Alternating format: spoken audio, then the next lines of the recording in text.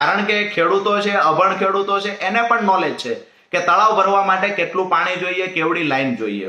આજે ખરેખર જે લોકો જે ક્યારેય પાણીના મુદ્દે બોલ્યા નથી, લડ્યા નથી, ક્યારેય એમને પાણીના મુદ્દે રજૂઆત નથી કરી, ઉલટાના જ્યારે અમે સિંચાઈના પાણીની વાત કરતા ત્યારે જે લોકો કહેતા, લોકલ ભાજપના નેતાઓ જે લોકો કહેતા હતા કે આ ઊંધી અડાળી જેવો ઢાળ છે, અહીંયા ક્યારેય પાણી ન પહોંચે, આજે એ લોકો લાઈનો ઉતરે છે, ત્યાં ગાડીઓની બાજુમાં જઈ અને ફોટા પડાવી, ફોટો સેશન કરી પોતાની પીઠ થાબડી રહ્યા છે.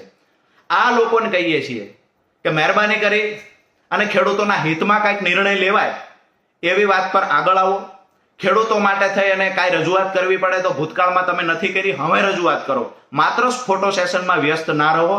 ખરેખર આ જે લાઈનો નખાય એનાથી ફાયદો થશે, એનાથી તળાવ ભરાશે કે કેમ, આ થોડું કેલ્ક્યુલેશન ક્યારેય કર્યું છે ખરા? મારી જાહેરમાં તમામ એન્જિનિયરોને પણ હું ચેતવણી આપું છું, તમામ એન્જિનિયરોને ખુલ્લી ચેલેન્જ પણ આપું છું કે 45 ગામના તળાવ ભરવા માટે જે તમે લાઈનોની વ્યવસ્થા કરી છે એમાં લાઈન જે પેટા મેઇન લાઈનમાંથી જે પેટા ત્રીજી લાઈન નીકળે જેનાથી તળાવ ભરવાના છે એ લાઈન 8ની થી લઈ અને 16ની સુધી છે. એટલે કે 200 mm નું ડાયામીટર થી લઈ 450 mm નું ડાયામીટર સુધીની છે. હવે આવડી લાઈનથી હું દાવા સાથે કહું છું કે જે તળાવની અંદર 100 થી વધારે મશીનો ચાલે છે એ તળાવનું તળિયું ક્યારેય આ લાઈન ઢાંકી શકે નહીં. અમે વિનંતી કરીએ સરકારને કે સુધારો કરવામાં આવે.